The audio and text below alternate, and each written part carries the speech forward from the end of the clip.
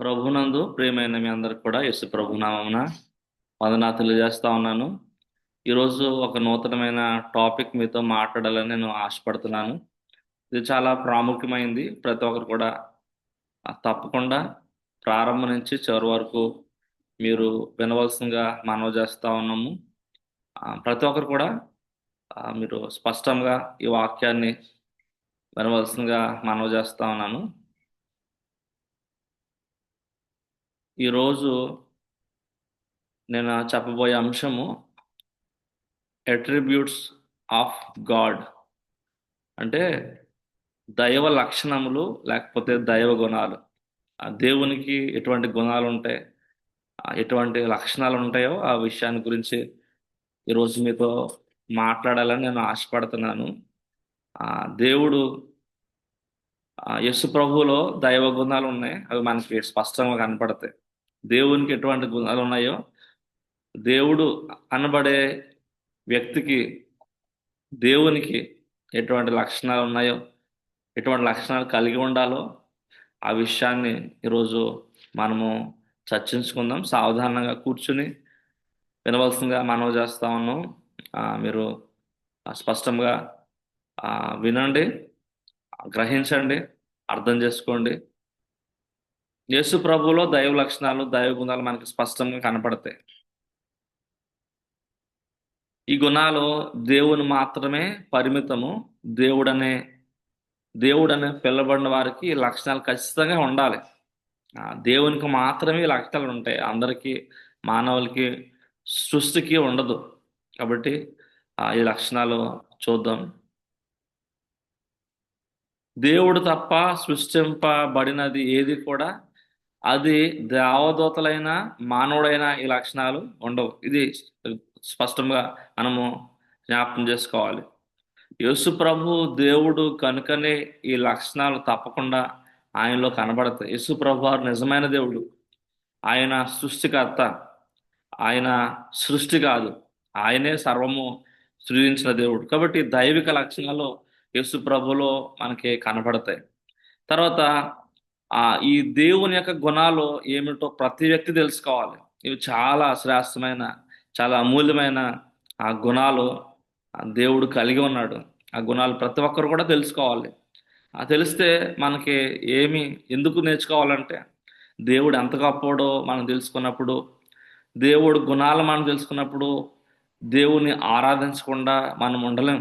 దేవుణ్ణి శుద్ధిస్తాం, దేవుణ్ణి కనపరుస్తాం. కాబట్టి ఆయన గుణాలను తెలుసుకుని దేవుణ్ణి ఆరాధించడం అనేది దేవుని బిడ్డల యొక్క మంచి లక్షణం. కాబట్టి ఆయన గుణాలు ప్రతి ఒక్కరు కూడా మీరు ప్రారంభం నుంచి ఎవరి వరకు వినవలసిందిగా ప్రభునామాన్ని బట్టి మీకు మనవి చేస్తా ఉన్నాను. 10 దైవ లక్షణాలు లేక దైవ గుణాలు. 10 లక్షణాలు ఎన్నో ఉన్నాయి, దేవునికి ఎన్నో గుణాలు ఉన్నాయి. కానీ ఒక 10 లక్షణాల గురించి మీతో మాట్లాడాలని నేను ఆశపడుతున్నాను. కాబట్టి 10 అట్రిబ్యూట్స్ ఆఫ్ గాడ్, 10 దైవ గుణాలు. మొట్టమొదటిగా స్వయంభవుడు, అంటే ఆయన సెల్ఫ్ ఎగ్జిస్టెన్స్ గాడ్. అంటే దేవుడిని ఎవరో సృజించిన వాడు కాదు. దేవుడు తనంతట తానే ఉన్నవాడు. దేవుడు ఎవరో సృష్టిస్తే లేకపోతే ఏ ప్రభావంతోనో వచ్చినవాడు కాదు. ఆయన స్వయంభవుడు, తనంతట తానే వచ్చినవాడు. ఆయన స్వతంత్రుడు, ఎవరి మీద ఆధారపడ్డ దేవుడు. మానవులుగా మనము దేవుడు ఆధారం పడకపోతే, దేవుని మీద ఆధారపడకపోతే మనం జీవించలేం. మనము స్వతంత్రులం కాదు, దేవుడు స్వతంత్రుడు. ఆయన ఎవరి మీద ఆధారపడే వ్యక్తి కాదు. అలాగే యేసు ప్రభు స్వయంభవుడు. దేవుని లక్షణాలు ఎవరు ఉన్నాయంటే యేసు ప్రభువారిలో ఉన్నాయి. కాబట్టి యేసు ప్రభువారు నిజమైన దేవుడు. ఇది నా యొక్క ప్రయత్నం. యోహాను సువార్త 5వ అధ్యాయము 26వ వచనము చదువుకుందాం. తండ్రి ఎలాగూ తనంతట తానే జీవము గలవాడై ఉన్నాడో, అలాగే కుమారుడును తనంతట తానే జీవము గలవాడై ఉండుటకు కుమారునికి అధికారము అనుగ్రహించను.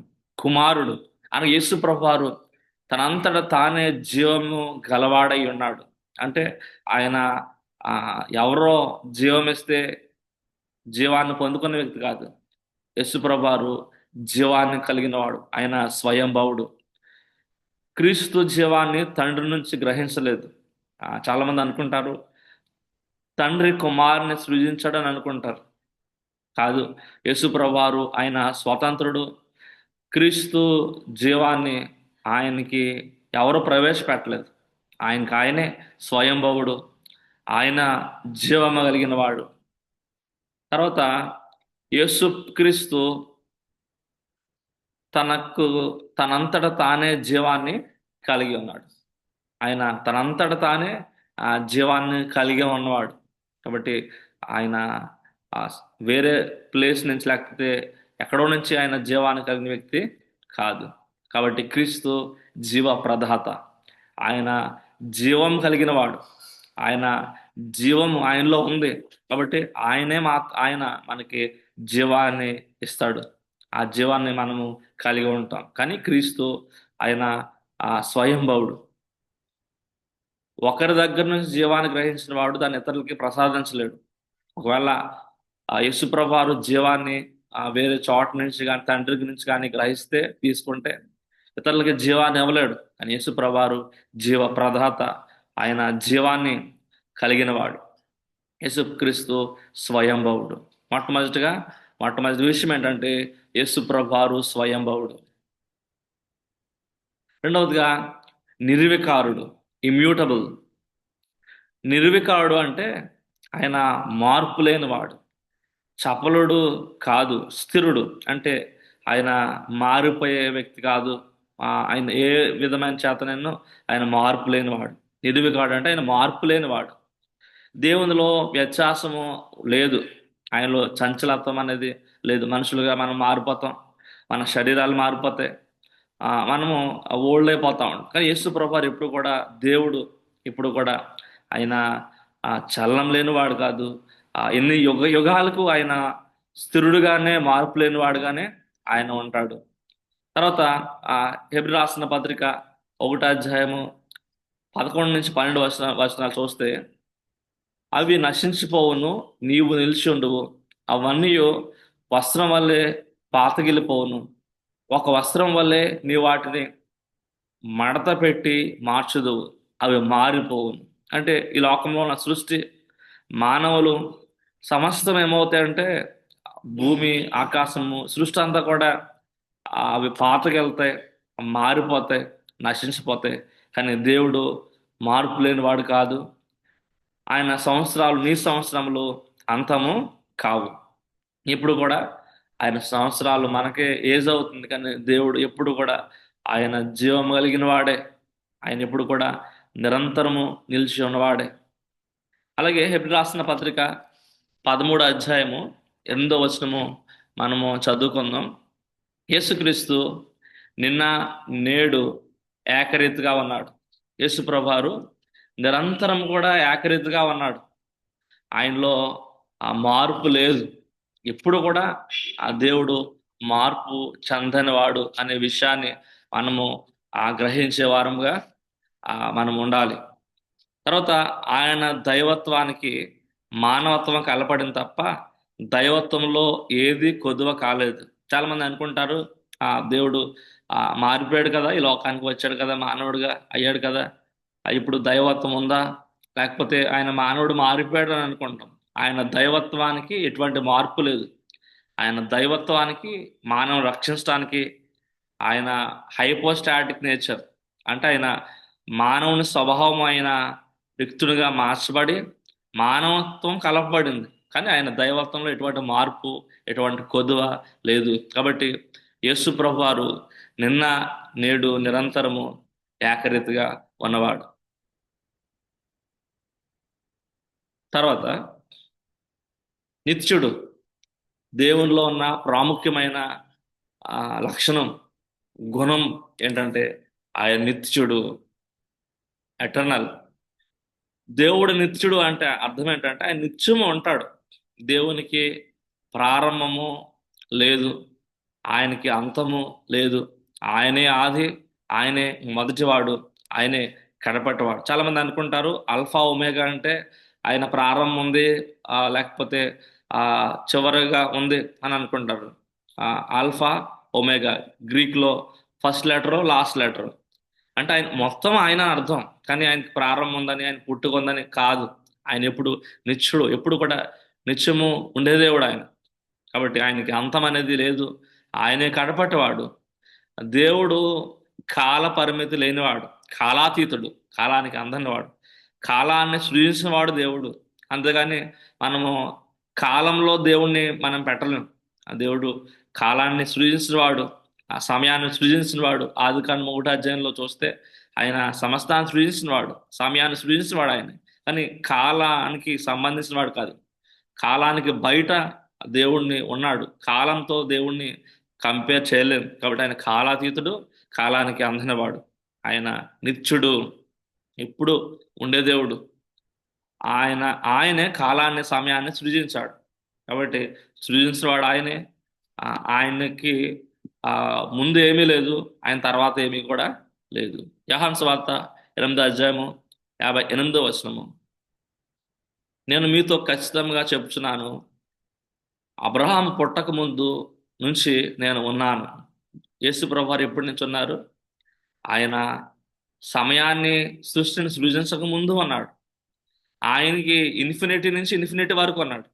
కాబట్టి కొత్త నిబంధనలో యేసు ప్రభు వారు ఉన్నారని మనము ఈ విషయం నుంచి మనకు బయటికి రావాలి. ఆయన పాత నిబంధనలో ఉన్నాడు, పాత నిబంధన కంటే ముందు ఉన్నాడు. ఆయన ఎప్పుడూ ఉండే దేవుడు. మానవులుగా మనకి మనకి సమయం ఉంటుంది, మనకి టైం లైన్ ఉంటుంది. 1992లో పుట్టామని, 95లో పుట్టామని, ఇలా టైం ఉంటుంది. ఒక సమయంలో మనం చనిపోతాం. కానీ యేసు ప్రభు వారు నిత్యము ఉండే దేవుడు. ఆ టైం అనేది ఆయనకి ఉండదు, దేవునికి టైం ఉండదు. 2 పేతురు గ్రంథము 3వ అధ్యాయం 8వ వచనము. ప్రియులారా, ఒక సంగతి మర్చిపోకుడి. ఏమనగా ప్రభు దృష్టికి ఒక దినము 1000 సంవత్సరముల వలెను, 1000 సంవత్సరములు ఒక దినం వలె ఉన్నాం. కాబట్టి ఆయనకి సమయానికి ఆయన్ని పోల్చలేం. సమయానికి ఆయన బయట ఉన్నవాడు. కాబట్టి ఈ విషయాన్ని మనం జ్ఞాపకం చేసుకోవాలి. దేవుడు నిత్యుడు, యేసు ప్రభువారు నిజమైన దేవుడు, ఆయన నిత్యము ఉండే దేవుడు. చాలా మంది అంటున్న అపోహ ఏంటంటే యేసు ప్రభువారు కొంత సమయంలోనే ఉన్నాడు. ఆయన యెరూషలేములో పుట్టినప్పుడు, బెత్లెహేములో పుట్టినప్పటి నుంచే ప్రారంభమయ్యాడు అనుకుంటారు. కానీ ఆయన రీతిగా శరీరాన్ని ధరించుకుని రిక్తుడుగా వచ్చిన సందర్భం అది. కానీ ఆయన ఎప్పుడూ ఉండే దేవుడు. దేవుడు నిత్యుడు. ప్రకటన గ్రంథము 1వ అధ్యాయం 8వ వచనం చదువుకుందాం. నేనే అల్ఫయు ఒమేగయు, వర్తమాన భూత భవిష్యత్ కాలములలో ఉండువాడును నేనే అని సర్వాధికారియు దేవుడు నాకు ప్రభు సెలవిచ్చున్నాడు. ఆయన అల్ఫా, ఒమేగా. ఇవి గ్రీక్ వర్డ్స్. ఆయన ఎప్పుడు ఉండే దేవుడు. ప్రారంభం ఆయనే, ముగింపు ఆయనే. ఎప్పుడు ఉండే దేవుడు. వర్తమాన భూత భవిష్యత్ కాలంలో ఆయన ఉండే దేవుడు. సర్వాధికారి ప్రభు యేసు ప్రభు వారు నిత్యుడు. ప్రకటన గ్రంథము 4వ అధ్యాయము 9వ వచనం. ఆ సింహాసనం నందు ఆసీనుడయుండి యుగయుగములు జీవించున్న వానికి మహిమయు ఘనతయు కృతజ్ఞతాస్తులను కలుగునుగాక. యేసు ప్రభు వారి గురించి ఇక్కడ మాట్లాడుతున్నారు. యుగయుగములో జీవిస్తున్నాడు ఆయన. నిత్యము ఉండే దేవుడు ఆయన. ఆయనకి మరణము లేదు. ఆయన నిత్యము ఉండే దేవుడు. యేసు ప్రభు వారు నిత్యుడు. ఆల్ఫా ఒమేగా అన్నవి గ్రీక్ అక్షరములు. ఆల్ఫా మొదటి అక్షరం, ఒమేగా ఆఖరి అక్షరం. అనగా యేసుకు ముందు ఏది లేదు, అంతేకాదు ఆయన తర్వాత ఏది ఉండదు. అంటే ఆయనకి ఎండ్ అనేది ఉండదు, దేవునికి ఎండ్ అనేది ఉండదు. యేసుక్రీస్తు నిత్యుడు. ఇది 2వ భాగము. 3వదిగా దేవునిలో ఉన్న 4వ లక్షణం, ఆయన పరిశుద్ధుడు. యేసు ప్రభువారు దేవుడు. పాత నిబంధనలో కానీ క్రొత్త నిబంధనలో కానీ దేవుడు చాలా మంచి గుణాలు ఉన్నాయి. కానీ ఆయన చాలాసార్లు పరిశుద్ధుడు అని పిలవబడడానికి ఆయన ఎక్కువగా ఇష్టపడ్డాడు. కాబట్టి పరిశుద్ధుడు, దేవుడు పరిశుద్ధుడై ఉండాలి. దేవుడు పరిశుద్ధుడు. దోతలు ఆయన పొగుడుతున్నారు, పరిశుద్ధుడు పరిశుద్ధుడు అని. వేల కొలది దోతలతో ఆయన ఏమవుతున్నాడంటే పొగడబడతా ఉన్నాడు. ఇది చాలా ప్రాముఖ్యమైన దేవుని యొక్క గుణం. దేవుడు పరిశుద్ధుడు అంటే దేవుడిలో ఏ పాపం లేదు. దేవుడు పాపరహితుడు. దేవుడిలో పాపము లేదు. పాపము లేనంటి వాడు. దేవుడు పాపము చేయలేడు. ఆయన పరిశుద్ధుడు. హెబ్రీ రాసిన పత్రిక 7 అధ్యాయము 26 వచనం. పవిత్రుడును నిర్దోషియు నిష్కల్మషుడును పాపుల్లో చేరక ప్రత్యేకంగా ఉన్నవాడును ఆకాశ మండలం కంటే మిక్కిలి హెచ్చైన వాడునైన ఇట్టి ప్రధాన యాజకుడు మనకు సరిపోయినవాడు. హెబ్రీ రాసిన పత్రికలో యేసుప్రభు వారి యొక్క శ్రేష్టత, ఆయన గొప్పవాడు, అందరికంటే గొప్పవాడు, మోషే కంటే గొప్పవాడు, ప్రధాన యాజకుడి కంటే గొప్పవాడు, అహరోన్ కంటే గొప్పవాడు, అందరికంటే గొప్పవాడు.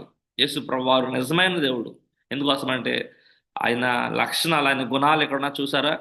పవిత్రుడు, నిర్దోషి, నిష్కల్మషుడు, పాపుల్లో చక్క ప్రత్యేకంగా ఉన్నవాడు. పరిశుద్ధత అంటే అర్థం ఏంటంటే ఆ పాపం లేనంటు వాడు, అంతేకాదు అందరితో కలవనంటు వాడు, ప్రత్యేకంగా ఉండే దేవుడు. కాబట్టి యేసుప్రభు వారు పరిశుద్ధుడు, ఆయనలో ఏ పాపము లేదు. హెబ్రీ రాసిన పత్రిక 7 అధ్యాయము 26 మనం చదవం కదా, అలా వచ్చింది. మొదటి పేతురు గ్రంథము 2 అధ్యాయం 22 వచనం. ఆయన పాపము చేయలేదు, ఆయన నోట ఏ కపటమును కనబడలేదు. యేసుప్రభు వారి గురిలో ఆయనలా ఏ పాపం చేయలేదు.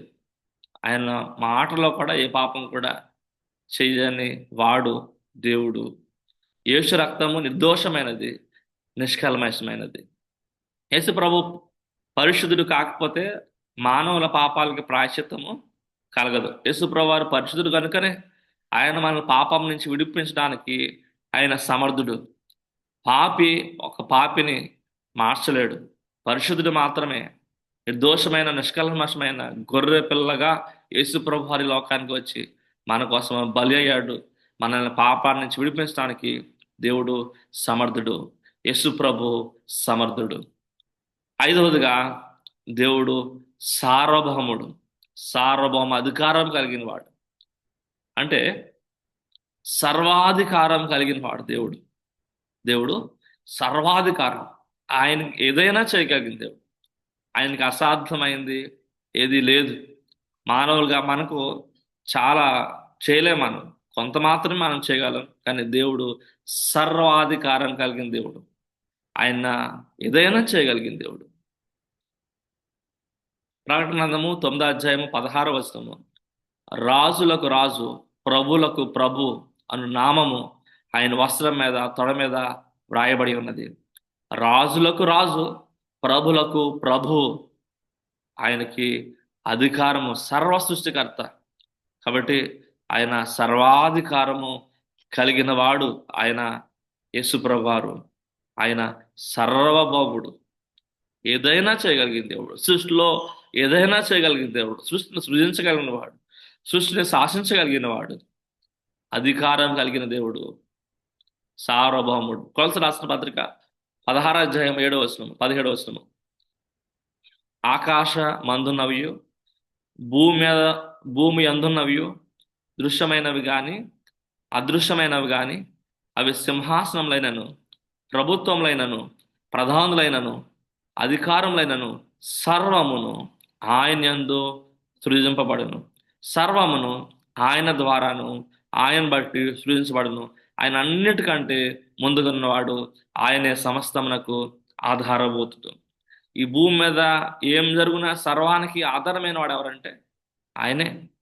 కనబడుతున్నవి కానీ కనబడినవి కానీ, అవి రాజ్యములైన ప్రభుత్వాలైన, అవి అధికారాలైన సర్వము కూడా ఆయన ద్వారానే, ఆయనే సృజించాడు.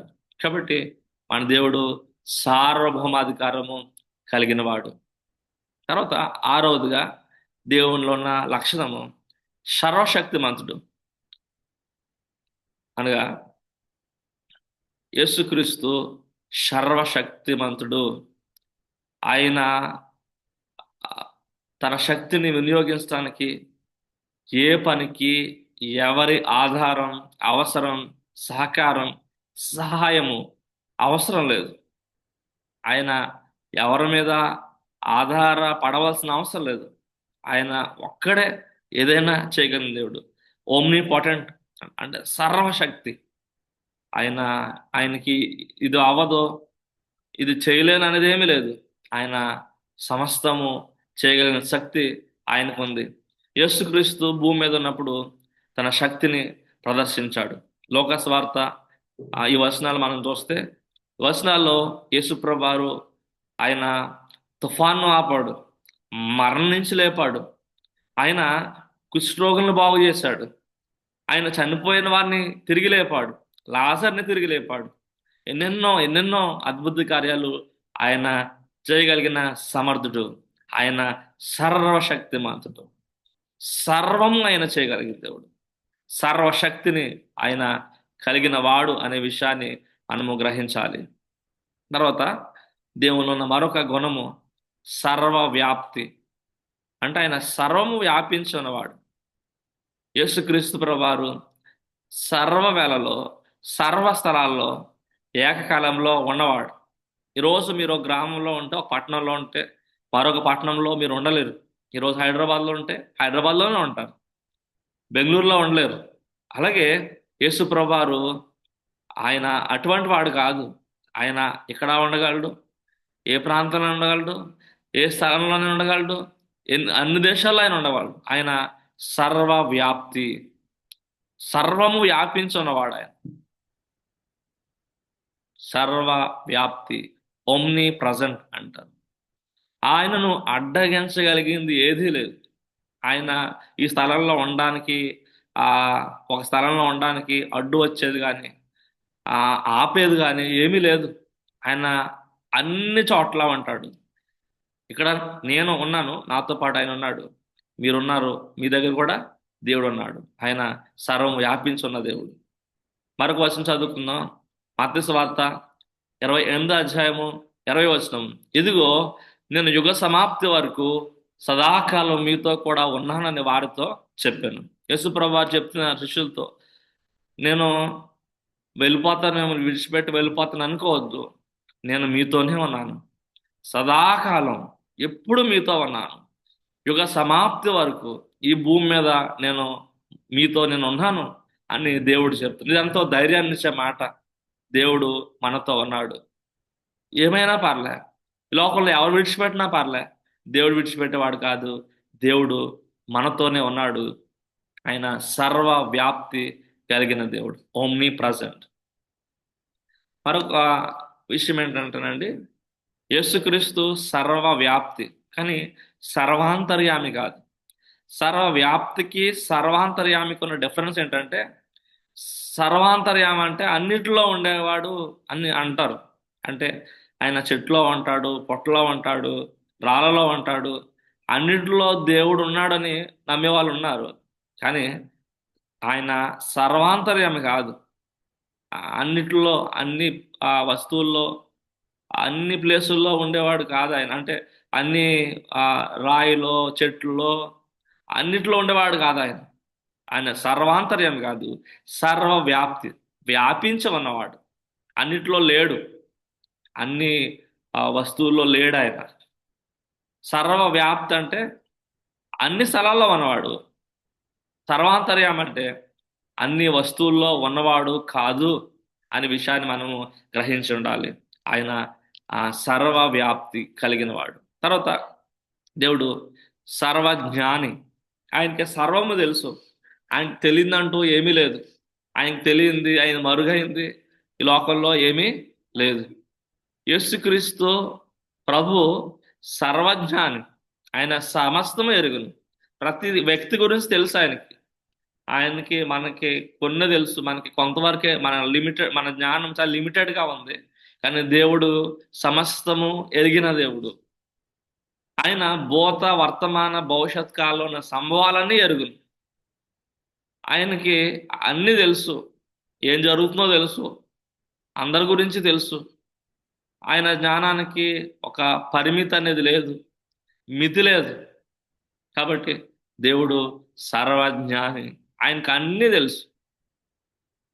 దేవుడు తెలియదు ఏముందండి? యోహాను సువార్త 16వ అధ్యాయము 30వ వచనము, సమస్తమును ఎరిగిన వాడననియు ఎవడును నీకు ప్రశ్న వేయ నగచ్చము లేదనియు ఇప్పుడు ఎరుగుదుము. దేవుడు సమస్తము ఎరిగినవాడు, సమస్తము ఎరిగినవాడు, హృదయాంతరంగాన్ని ఎరిగిన దేవుడు. మన హృదయంలో ఏమనుకుంటున్నామో ఆయనకు తెలుసు. యేసుప్రభు వారు ఉన్నప్పుడు కొన్ని సంఘటనలు జరిగినాయి. అక్కడ యేసుప్రభు వారు వచ్చి వాళ్ళ హృదయంలో ఉన్నది మాట్లాడుతూ ఉన్నారు పరిచయాలతోటి. తర్వాత అక్కడ ఏం జరిగిందో మాట్లాడుతూ ఉన్నారు. ఇంక ఎలా తెలిసింది అంటే దేవుడు యేసుప్రభు వారు. ఆయనకు తెలియదంటే ఏమన్నా ఉంటుందా? ఆయనకు సమస్తము తెలుసు. యోహాను సువార్త 1 48 ఒకసారి చదువుతాను. యోహాను సువార్త 1 48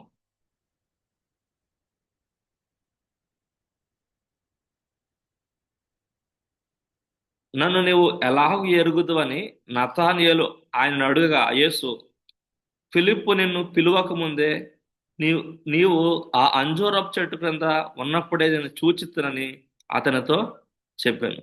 ఫిలిప్పు అడుగుతున్నాడు, నన్ను ఎలా తెలుసు నతానియేలు అని అడుగుతున్నారు. నతానియేలు గారు అడుగుతున్నారు, నువ్వు నన్ను ఎలా తెలుసు అంటే ఆయన చెప్తున్నారు, నేను ఎప్పుడో చూశాను, అంజూరపు చెట్టు కింద ఉన్నప్పుడే నేను చూశానని చెప్తా ఉన్నా. అంటే ఆయనకి అన్ని తెలుసు అని అర్థం. ఆయన సర్వజ్ఞాని. తర్వాత సత్య సంధత్వం, ట్రూత్ఫుల్నెస్. దేవునిలో దేవుడు సత్యవంతుడు, ఆయనలో అబద్ధం ఉండదు, ఆయన మాట్లాడినంత సత్యమే. దేవుడు సత్య సంధత్వం అనగా దేవుని జ్ఞానం కానీ, దేవుని మాటలు కానీ, దేవుని క్రియలు కానీ అన్ని సత్యమైనవి, సత్యానికి ప్రామాణికమైనవి అని అర్థం. ఆయనలో అబద్ధం లేదు. వాక్యము దేవుడు చెప్పిన మాటలో భూమి ఆకాశాలు గతించిపోతాయి కానీ ఆయన మాటలు గతించవు. ఆయన ఎప్పుడు కూడా సత్యమే మాట్లాడతాడు. ఆయన ఏం చేసినా సత్యమే చేస్తాడు. కాబట్టి సత్యం ఎక్కడ దొరుకుతుందంటే దేవుడే సత్యం. యేసుప్రభువారు సత్య స్వరూపి అని వాక్య భాగము సెలవిస్తా ఉంది. యోహాను సువార్త 14 అంటున్నారు, యేసుప్రభువారు అంటున్నారు, నేనే మార్గం, నేనే సత్యం, జీవం. కాబట్టి సత్యం కావాలంటే సత్యాన్వేషకులుగా మీరు ఎవరన్నా ఉంటే ఎక్కడ సత్యం దొరుకుతుంది? మనుషుల్లో సత్యవంతులు లేరండి. ఎక్కడ చూసిన అసత్యం, అబద్ధం, మోసం. కానీ దేవుడు సత్యవంతుడు. యేసుప్రభువారు సత్యవంతుడు. యేసుప్రభువారు సత్యం, ఆయన మాటలు సత్యం. తర్వాత ప్రేమ. చివరిగా దేవుని ప్రాముఖ్యమైన గుణం ఏంటంటేనండి ప్రేమ. ఆయన ప్రేమ కలిగిన దేవుడు. యోహాను సువార్త 13 దేవుడు ప్రేమస్వరూపి, యేసుక్రీస్తు ప్రభు ప్రేమామయుడు. ఆయన ప్రేమ అనేది మనం ఈ లోకంలో ఎక్కడ చూడగలమంటే, ప్రేమ అంటే ఎక్కడ దొరుకుతుందంటే దేవునిలో దొరుకుతుంది. దేవుడు ప్రేమస్వరూపి, యేసుక్రీస్తు ప్రేమామయుడు. ఆయన లోకంలో తన వారిని ప్రేమించి వారిని అంతం వరకు ప్రేమించాను. కాబట్టి దేవుడు ఈ లోకాన్ని ప్రేమించాడు, అంతం వరకు ప్రేమించాడు. ఈ లోకంలో ప్రేమలన్నీ కూడా నిజమైనవి కావు. అవి మోసము చేసే ప్రేమలు, కొంతకాలం ఉండే ప్రేమలు, అవి మారిపోయే ప్రేమలు, అవి ఏదో ఆశించి ఇచ్చే ప్రేమలు. కానీ దేవుడి ప్రేమ నిజమైన ప్రేమ. ఆయన ప్రేమాస్వరూపి. కొన్ని వచనాలు చూద్దాం. 1 యోహాను పత్రిక 3 ఆయన మన నిమిత్తము తన ప్రాణం పెట్టను గనుక దీని వలన ప్రేమ ఎట్టుదని తెలుసుకొచ్చున్నాము. ఎలాగ ప్రేమ? ప్రేమ అంటే మాటలతో చెప్పేది కాదు, క్రియల్లో చూపించేది. ఆయన మన నిమిత్తం ఆయన ఏం చేశారంటే తన ప్రాణము పెట్టాడు. కాబట్టి ఇందువల్ల మనం ప్రేమ ఏంటో, ప్రేమ అంటే తీసుకునేది కాదు, ప్రేమ అంటే ఇచ్చేది. ఆయన తన ప్రాణాన్నే పెట్టారు. ఈ లోకంలో అమూల్యమైంది, ప్రాముఖ్యమైంది ప్రాణం. ఆ ప్రాణాన్ని అమూల్యమైంది యేసుప్రభువారు నిన్ను నన్ను ప్రేమించి ఇచ్చారు. ఎంత ప్రేమ ఆయన చూపిస్తున్నాడు మన పట్ల. ఈ లోకంలో ఎక్కడా ప్రేమ దొరకంది యేసుప్రభులో మనకు దొరికింది. ఆయన మన కోసము మన ప్రాణాలు, మన ప్రాణము నిమిత్తం, మన ప్రాణానికి బదులుగా, మన పాపానికి బదులుగా యేసుప్రభువారు మనల్ని ప్రేమించి సిలువలో నీ బదులు నా బదులు తన ప్రాణాన్ని పెట్టాడు. మనం చేస్తున్న పాపానికి ప్రతిగా ఆయన శిలువలో మన కోసం మరణించాడు. ఇంత ప్రేమ ఎక్కడ దొరుకుతుంది? ఎక్కడ దొరకదు. ఎక్కడ మనం ప్రేమను చూడలేం. ఎవరిలో చూసిన స్వార్థము. మనల్ని ఎవరన్నా ప్రేమించారంటే ఏదో ఆశించి మనల్ని ప్రేమిస్తున్నారు, కానీ ఏది ఆశించుకోకుండా మనల్ని మనలుగా నిన్ను నిన్నుగా ప్రేమించేది దేవుడు మాత్రమే. ఆయన ప్రేమ ఈ లోకంలో ఎక్కడా దొరకదు. నిజమైన ప్రేమ కోసం నువ్వు వెతికితే ఎక్కడ వెతకొద్దు, లోకంలో లేదు. లోకంలో ఉన్నదంతా శరీరాశ, నేత్రాశ, జీవపడంబం. కాబట్టి ఇందులో ప్రేమ లేదు. దేవునిలో ప్రేమ ఉంది. కాబట్టి యేసుప్రభు వారు తెలుసుకోండి. యేసుప్రభు వారి దగ్గరికి రండి. ఆయనలో ప్రేమ ఉంది. నిజమైన ప్రేమ ఆయనే. ఆయనే ప్రేమ. ఆయనలో ప్రేమ లేదు. ప్రేమ అంటేనే అర్థం ఆయన ప్రేమ స్వరూపి. గలతీ రాసిన పత్రిక 2:20 నేను ఇప్పుడు శరీరమందు జీవించిన జీవితము నన్ను ప్రేమించి నా కొరకు తను తాను అప్పగించుకున్న దేవుని కుమారుని యందలి విశ్వాసం వలన జీవిస్తున్నాను. ఆయన నన్ను ప్రేమించాడు. నా కోసము, మన కోసము ఆయన అప్పచెప్పుకున్నాడు. ఇందులో ప్రేమ ఉంది. కాబట్టి మనం పాపం చేసాం, దాని శిక్షను మనం పొందాలి. మనం పాపం చేసాం, నరకానికి మనం వెళ్ళాలి. కానీ మన బదులు మన శిక్షను ఆయన శిలువ మీద వేసుకుని, ఆయన ఏ పాపం చేయలేదు కానీ ఎందుకు శిక్షించబడ్డాడు? మన పాపం నిమిత్తము ఆయన శిక్షించబడ్డాడు. అంతేకాదు మనము వెళ్ళాలి, నరకయాతన మనం అనుభవించాలి. 24 hours యేసు ప్రభువు శిలువలో మన కోసము ఆయన భరించాడు. ఎంత ప్రేమ చూపించాడండి. నా బదులు ఆయన చనిపోయాడు. ఆయన ప్రేమ కలిగిన దేవుడు. ఆయన ప్రేమ కలిగిన దేవుడు. కాబట్టి మనము ఆ ఈ విషయాలు, ఈ 10 విషయాలు, ఈ 10 విషయాలు మనము గుణాలు మనము జ్ఞాపకం చేసుకుని ధ్యానించి మనము ఆరాధించేవారుగా ఉండాలి. కాబట్టి ఈ విషయాల్లో చాలా అమూల్యమైనవి, చాలా విలువైనవి. ఈ విషయాలు మీరు మర్చిపోవద్దండి. నేను మరలా ఒకసారి గుర్తు చేస్తున్నాను. దేవుని యొక్క లక్షణాలు, దేవుడు స్వయంభవుడు. ఆయన నిర్వికారుడు. అంటే ఆయన మారిపోయేవాడు కాదు. ఆయన నిత్యుడు, ఆయన పరిశుద్ధుడు, ఆయన సార్వభౌముడు, ఆయన సర్వశక్తిమంతుడు, సర్వవ్యాప్తి కలిగిన దేవుడు, సర్వజ్ఞాని, ఆయన సత్యవంతుడు, సత్య సంధత్వం కలిగిన వాడు, ఆయన ప్రేమ కలిగిన దేవుడు. ఎంత మంచి లక్షణాలు మనము దేవుల్లో చూసామండి.